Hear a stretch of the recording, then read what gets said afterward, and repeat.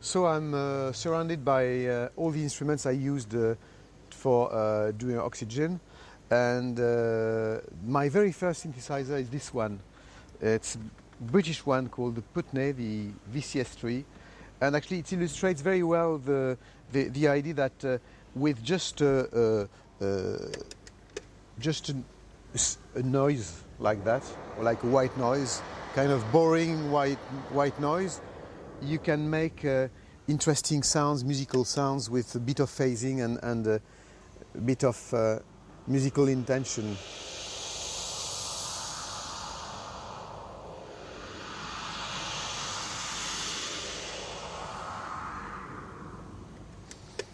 And you have some here some little brothers or sisters of this one. Is kind of portable, kind of James Bond case, spy case of this version called the AKS, and what I used a lot to make strange sounds such as that.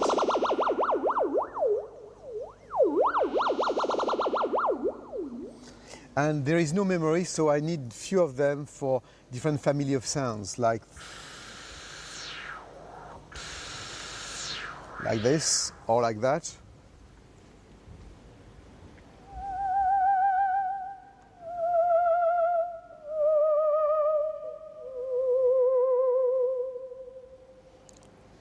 Here you have what I call the sequence part, the sequencer part, with a sequencer called matrice sequencer or digi-sequencer. Where it's an instrument I conceived able to create live some sequences that triggers some synthesizers, such as that, for instance.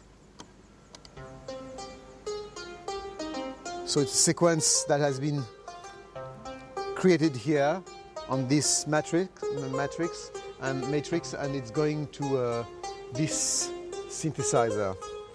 This is one of the first sequencer I've got for at the time of Oxígeno,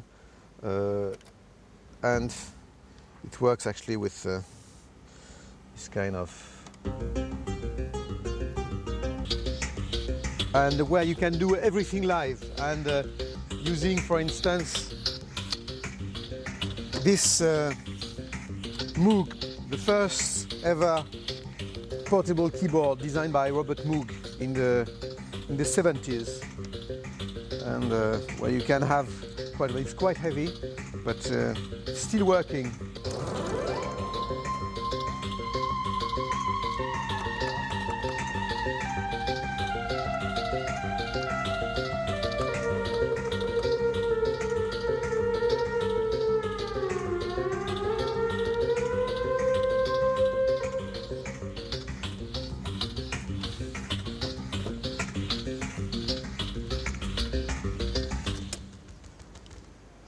And this is the Eminent, another main instrument for Oxígeno, like.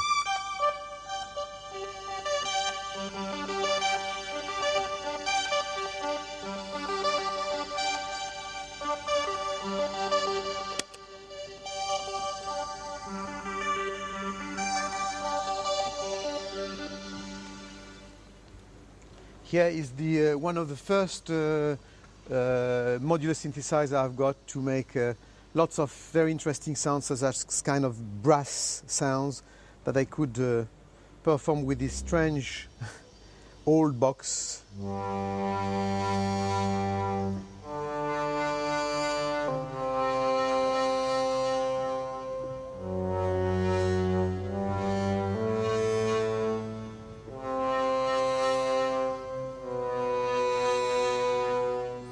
And these are some small backup notes, just when you have to work delicate moments all together. So just some backup notes when the brain is not working anymore.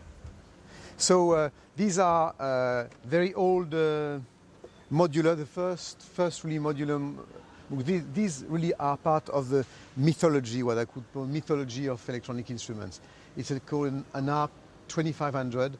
And it has been built with very few samples. Maybe 100 instruments are existing have been made of that one, and it has been used by very different people, from the contemporary music to people such as Pete Townsend, and it's very, very interesting and very interesting in modular. It was actually to compete with the main modular synthesizer called the modular Moog.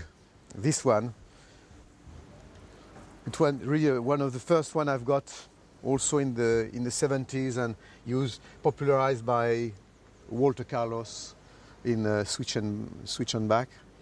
And this is very interesting also instrument called the Mellotron. It's actually the first sampler ever. It's each note is actually a tape recorder with a tape, and you have a tape of 7 seconds, and when you play a note, you have during 7 seconds a pre-recorded sound, like a choir sounds, for instance, here. And then you can, and as soon as you stop the pushing the note, the tape is rolling back.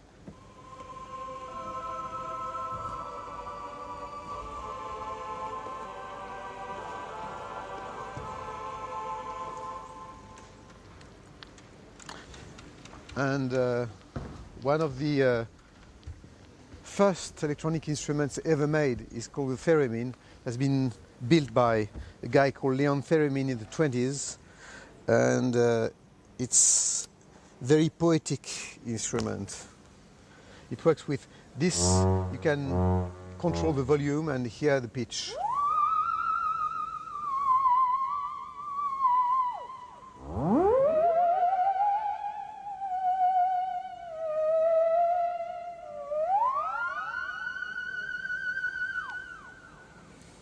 Very exciting instruments.